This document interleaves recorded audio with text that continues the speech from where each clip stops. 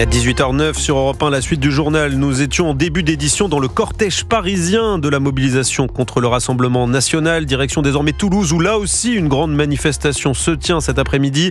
Rassemblement au moment même où avait lieu la présentation des candidats du RN pour la Haute-Garonne. Alexis Bourdon, vous avez assisté à cette conférence de presse place du Capitole où l'on voit déjà les effets de l'accord passé entre le RN et les Républicains.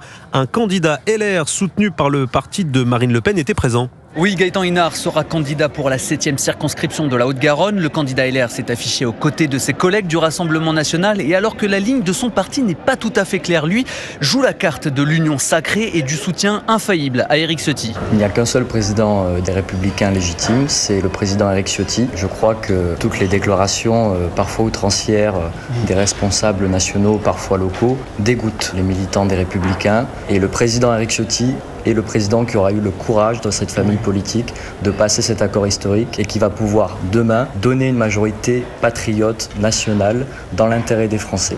Au total, 70 candidats seront soutenus par Éric Ciotti et par le Rassemblement national lors de ces législatives.